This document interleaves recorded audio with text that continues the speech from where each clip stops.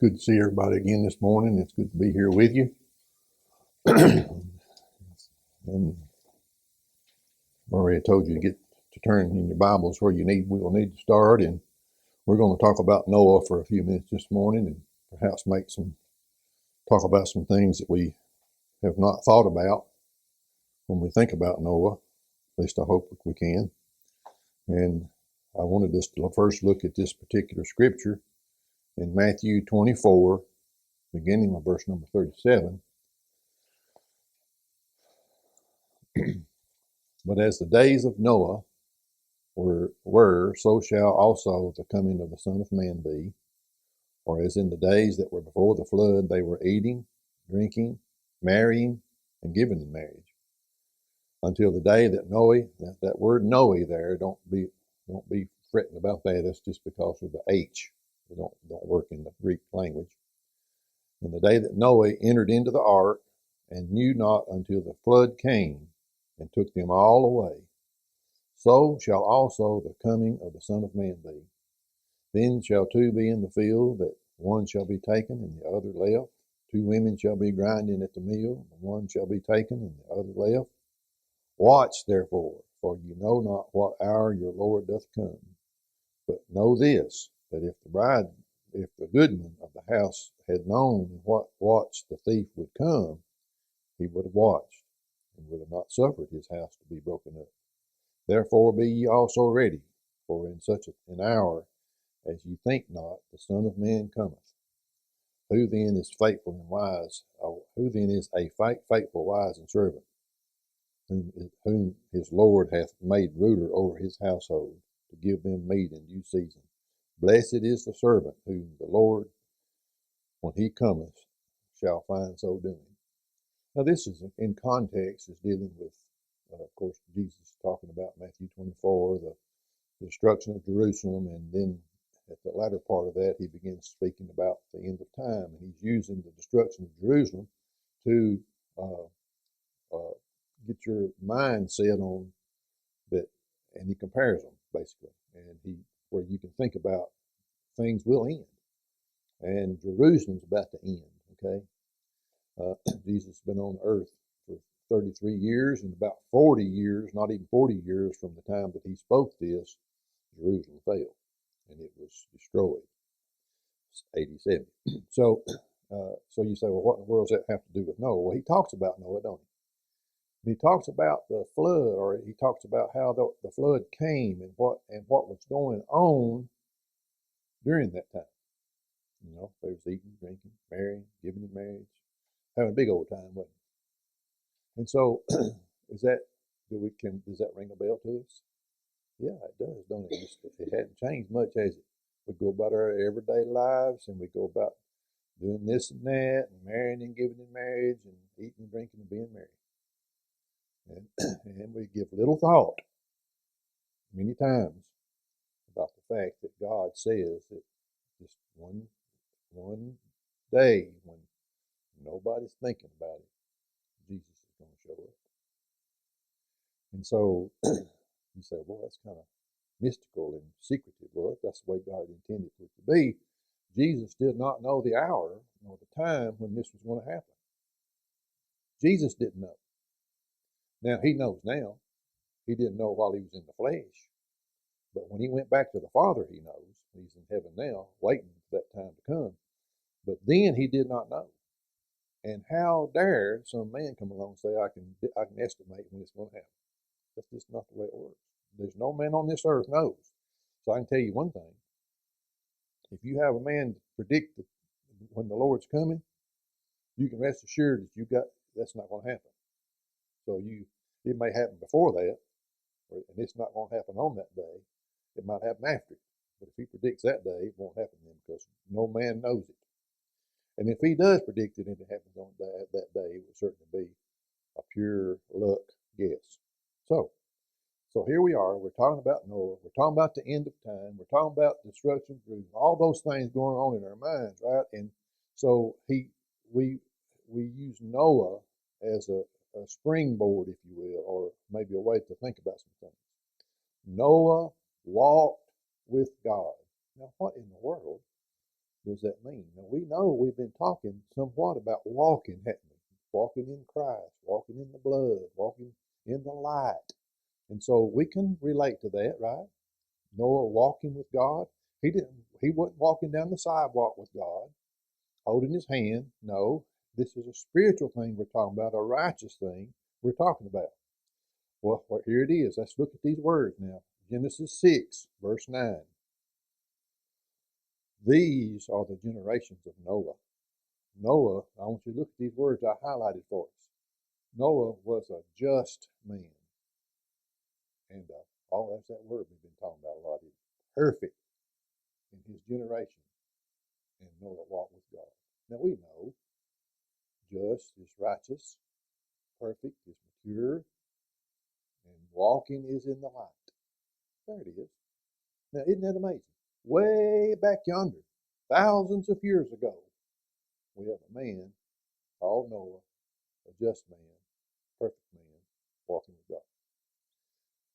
So, as because we know things in the New Testament and we have been studying, thinking, talking about, in particular on Wednesday night, we realize that he was this idea of perfect. We know that we're talking about somebody who is matured in his thinking, and he's got his mind right, and he's thinking about godly things, right? We get that. Well, what about his environment? Now, I want you to think about this for a second, and think about his surroundings. And I don't know that we really think about that. We just read about Noah, and we read about the ark, and we read about all the animals he loved, and we read all the animals he put on the ark, and we kind of just we zoom on through that, right? But if you ever just stop to just kind of ponder and think about what was going on in Noah's day, right? You know, there's a lot of people on the earth now, millions of people. So it wasn't like they were cave people, right? It's not like they were Neanderthals, no such thing as that. When you think about that, they were educated and they were working, they were doing things. In fact, we know that. I mean, he's commanded to build an ark, and so he had skills, they had trades, and all that's going on. But what about the environment? So what was going on as Noah was walking with God? You ever thought about that? Well, the Bible tells us what was going on. Here's what was going on in Noah's day. And God saw that the wickedness of man was great on the earth. Look at this. And that every imagination of the thoughts of his heart was only evil continually. You think Noah had it good? You ought to read that verse. This man was living amongst the most wicked generation that you could ever think of, right there. Let's read it again. Here's Noah. Here's Noah's setting. Here's Noah's surroundings. Here's Noah's environment.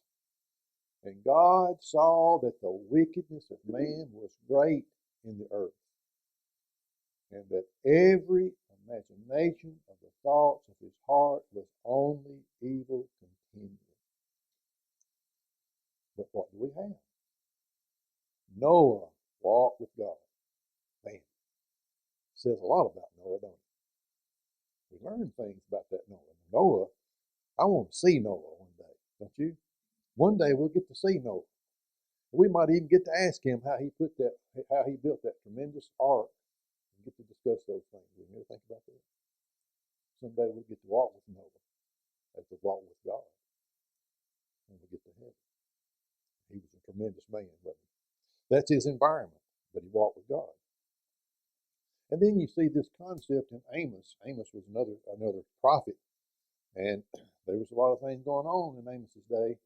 And he asked this question about if two walk together, can two walk together except they agree? So what we get out of that is, if you want to put an arrow there, he agreed with God. He walked with God. He agreed with God. You get that? He didn't walk in this environment You walk with God. Can two walk together except they be agreed? And the answer would be no. You walk with somebody, you agree with them, right? So we get that. Now, thinking about Noah and thinking about the situation that you find there with Noah, sometimes folks make this event more like a fairy tale, don't we? And we tend to do that. We make it like almost like a cartoon in our minds. But the event of the flood was real. It was a real, true to life fact, and had to have put Noah and his family's relationship with God to the test. Now let's go back. Remember what we said? It was right there. Every thought, every imagination of the thoughts of the heart was on the evil continuing. And I certainly believe that Noah would it would put his family affair and his relationship with his family and God to the ultimate test. Now we live in a pretty wicked time, you know. Is it any more wicked now than it was then? Probably not. It's just one generation to the next, right? You may have some new things, but to deal with. But Solomon's already said it, hasn't he? There's nothing new under the sun, nothing. But it might just have a new face, but it's the same old sinful things, problems that we deal with. So certainly he had tests to deal with. But look at some of the proof that of the strain that it had on Noah and his family. What about the rest of the family members? You ever give this any thought? You say, well, the rest of the family members. Well, Noah had a family. Noah was a person. He had a mama, daddy, he had a family, right? So you think it put a strain on Noah and his family? Yes, it did. How much of a strain? Well, have you ever thought about this? Do you know that in all likelihood, Noah's father was still alive when the flood came? Does that register with you? The flood came. Noah's on the ark. 8 souls. In all likelihood, Lamech was in the water. He lost his father to a sinful world. Does that bother us? Yes, it does bother us. No, we know, don't we? We can relate to that, can't we? We try to get our family members to come be with us, study the Bible with us, help us, learn, grow, become Christians, be saved, go to heaven. And what we get, they stay in the water. They don't want to get in the boat. Lamech, there's his father. Well, have you ever thought about giving you thought the fact that in all possibility, in all likelihood, Noah's grandfather was still alive during the flood, Methuselah. So there's his father and his grandfather in the water. When God shut the ark, these men were in the water. You ever thought about Noah in that ark, closing that door, knowing that his folks was out there, knowing that his friends were there? I tell you, it sends chills up his spine, don't it? But have we ever thought about this? When you see the cartoon of Noah and the ship and the boat with his pretty little animals, not what this is about. This is a terrible, terrible time. Awful time for the world because God is about to destroy it. Well, why? We know why, don't we? Every thought, every imagination of man's heart was on the evil continually. Something to think about it. You think it put a strain on Noah and his family? It vexed his soul, you know it did, to leave his family behind and his friends, but he did, didn't he? Well, why? Well, he was faithful. Well, we don't give much thought to this either, do we? What about Noah's sons-in-laws, folks? There they are. I mean, these men had souls. They had parents, right? And more likely had siblings. There they are. They're not on that ark. Some serious stuff in it. But you know, we ought to take Christianity serious. We ought to take the saving of our souls serious. Be very serious. And we are serious. We're serious about it. I want to go to heaven. I know you want to go to heaven. We want to go to heaven, no. And we want to take as many as we possibly can with us. Noah did too. We know that, no. We'll find out here in a minute that Noah did too. Could not some of our adversity we experience today be because God is testing the character of our faith? Now, we don't. There's no way we can there's no way we can compare our lives to Noah's. There just ain't no way. But now we do have to face our adversities, don't we? We have our own set of issues to deal with. And we've been studying about that in James 1:3, right? We studied that not long ago. Was one of our lessons, knowing this, that the trying of your faith worketh patience, right? So we get that. Yet, and then Job 5:7 says, yet man is born unto trouble as the sparks fly upward. And then he says this, man that is born of a woman is a few days and full of trouble. Boy, we can relate to that, can't we? As soon as you get old enough to realize what trouble is, we have it, don't we? We have to deal with it all the time. So it could be that some of our adversity is because God is testing us to see what we'll do with certain things. It boils down to respecting God and His authority. You know, if we could just get this one point in our heads, this is where it's at. We have to respect God, and we have to recognize the fact that He is the all-powerful God. He is all authority. And He comes first, always. And if we get that, we'll go a long way in being a good servants to God. Well, did God recognize this? Yes, He did. Genesis 6:22.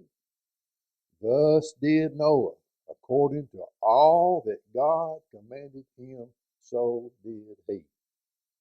He got it, didn't he? And we get it, don't we? We got to obey God.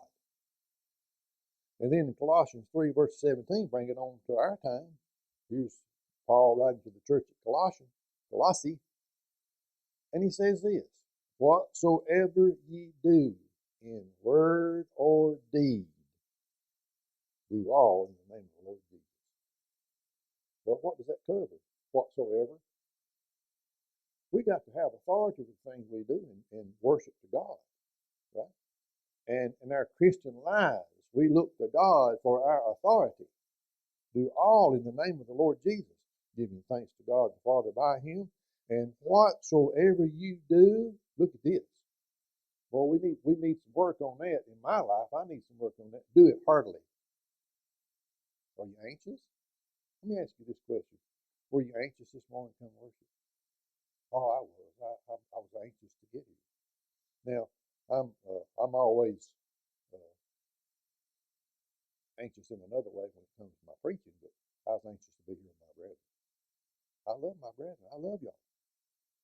I love being together here, heartily, as to the Lord. And forget this. I'm not up here to please you, right? My preaching and my teaching, I don't do it to please you. If I start doing that, then I got trouble. It's about what we are trying to please God, the Almighty, the all authority, right? Let's look at one more. 1 Corinthians 4:6. A little odd there, but the context gets it for you. These things, brethren, I have in a figure transferred to myself and to Apollos for your sakes, that ye might learn in us not to think of men above that which is written. Now, what was going on there? Remember, I'm of Paul, I'm of Apollos, I'm of this and that. Well, I was baptized by Paul. I'm special. Remember, he's addressing that, and we should get that out of your head. You know, it's not about men, is it? Above that which is written, that no one of you be puffed up for one against another. Now, how did Noah's story end? He said, well, I know how it ended. You know, he got on that boat and he was saved. He was safe. Well, is that the way it ended? That's kind of the way it ended, isn't it? But how did this story end? Let's look at it in Genesis 8, 1, and then skip down to verses 13 through 16. I love this. God remembered Noah. You know, that's not about God forgetting you, okay? It's about recognition. God never forgets us. God never forsakes us. He's all knowing. He's very aware of what we're doing, where we are, where we go, what we think. God remembered Noah. Every living thing and all the cattle that was with him in the ark. And God made a wind to pass over the earth, and the waters assuaged, so that they dried up. And it came to pass, verse 13, in the 601st year, in the first month, the first day of the month, the waters were dried up from the earth, and Noah removed the covering of the ark, and looked, and behold, the face of the ground was dry. And in the second month, on the 7th and 20th day of the month, was the earth dried. And God spake unto Noah, saying, Go forth of the ark, thou and thy wife, and thy sons, and thy son's wife with thee. Is that the end of the story? No, that's not part of the end of the story. But we know that he survived, right? But here's the end of the story. And here's the life of Noah. And this is the record of Noah. Noah preached to the lost. Right? Let's look at this. 1 Peter 3:18 through 21. For Christ also hath once suffered for sins, the just for the unjust, that he might bring us to God, being put to death in the flesh, but quickened by the Spirit, by which also he went and preached unto the spirits in prison. Now, don't get all balled up on that. That's Jesus Christ. He preached to people before he was crucified, and that's after the fact. What he's talking about. People get all they think about. Well, he went down into the Hades and preached to those spirits down there while he was in the grave. And no, he preached to people then. They're in the grave now, and he said he preached to them. Okay, get that? That's not complicated. Which sometimes were disobedient. When once the long suffering of God waited in the days of Noah, while the ark was preparing, wherein few, that is, 8 souls, were saved by water, the like figure whereunto even baptism doth also now save us, not the putting away of the filth of the flesh, but the answer of good conscience toward God by the resurrection of Jesus Christ. You believe and know that, or you can believe and know that Jesus preached through Noah. And that's some of those souls that were disobedient. God preached through Noah. Well, Christ did too. So did the Holy Spirit. And there you have Noah preaching to the spirits that now Peter's talking about. They were disobedient. Well, didn't make it. Well, what in the world is the application for us? How do we apply this? I mean, how do we make all this, come to life for us? Well, we can do that, right? Look at 1 Peter 2, 1 through 5. Wherefore, laying aside all malice and all guile and hypocrisy and envies and all evil speakings as newborn babes, desire the sincere milk of the word, that ye may grow thereby. If so be ye have tasted the Lord is gracious, to whom coming as unto a living stone, disallowed indeed of men, but chosen of God and precious. Now watch it. Ye also, as lively stones, are built up a spiritual house, a holy priesthood, to offer up spiritual sacrifices acceptable to God by Jesus Christ. See, that's bringing it home to us. That's us. You're a lively stone in God's house. That's us. That's how we bring it to us. Now, look at Galatians 6:9. This is what happens. Okay? Be warned here. You get tired of it. You get tired of trying to be faithful. The devil convince you that you just can't do it. You just don't need to do it anymore. You just, I'm just so tired of just going to church. And I'm tired of trying to worship, trying to stay straight, trying to do good. But what does Paul say?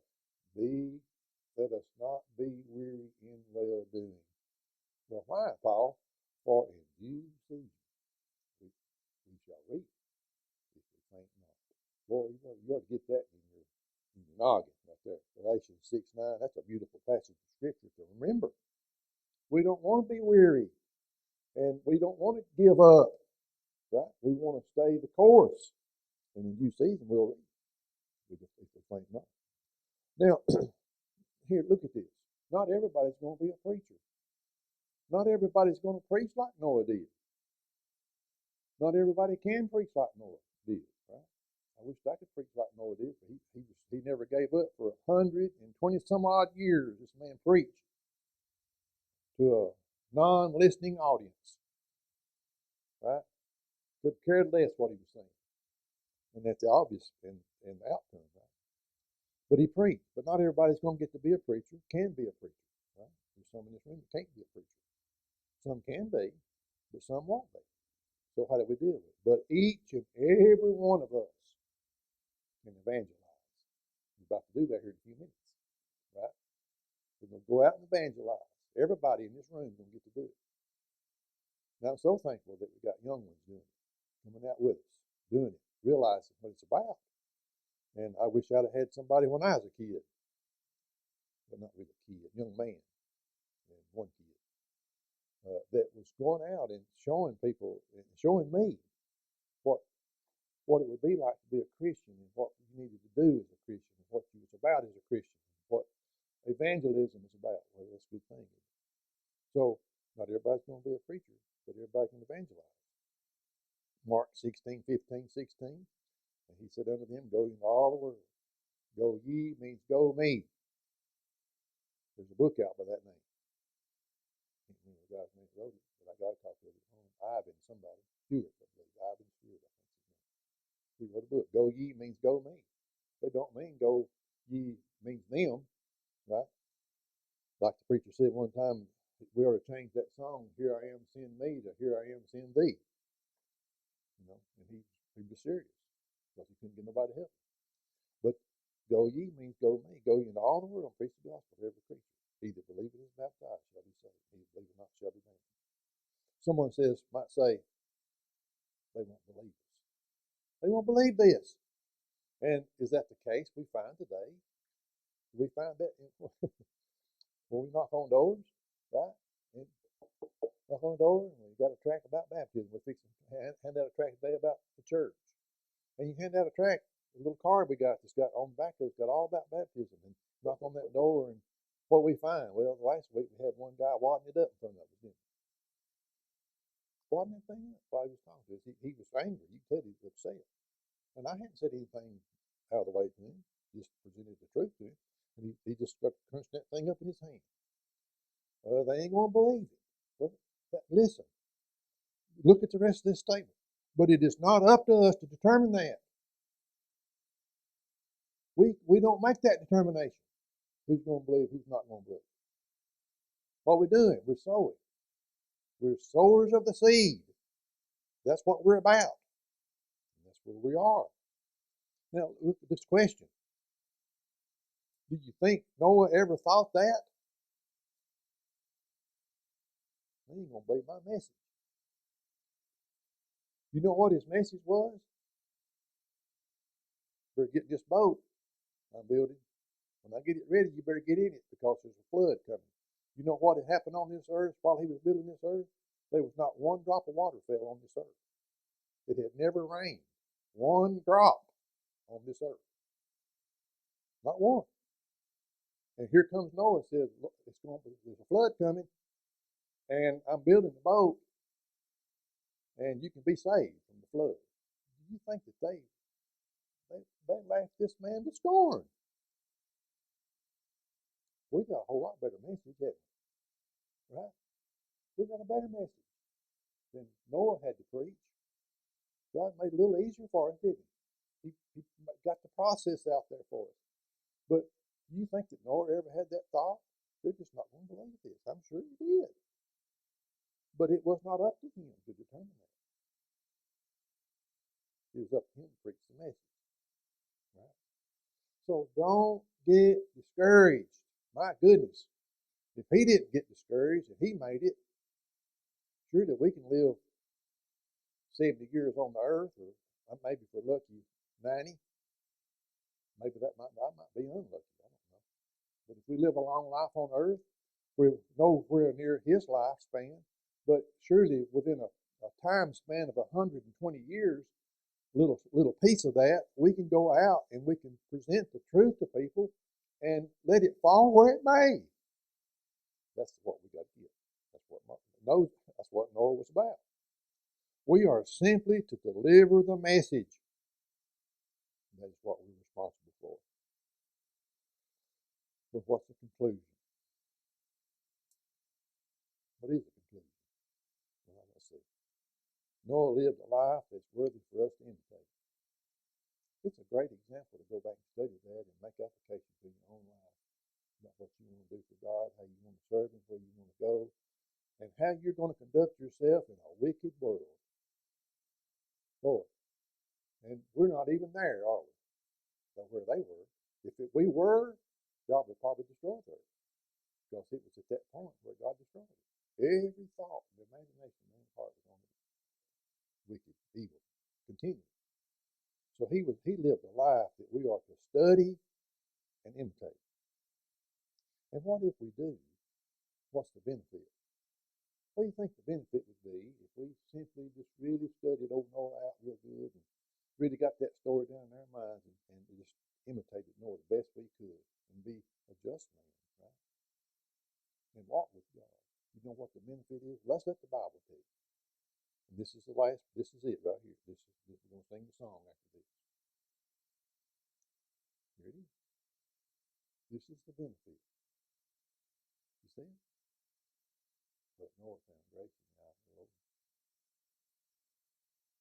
Isn't that wonderful? This is the way it ends. This is the end of the story. This is the end of the story. This is the conclusion of the lesson. This is the conclusion of Noah's life. He found grace in the eyes of the Lord. Isn't that a great story? Isn't it this is a pep up, isn't it? This gets you all charged up, don't it? You just think about Noah and what he accomplished and what we can accomplish. So you got 1, 2, 3, 3, 5, 6, almost Noah's Ark here, right?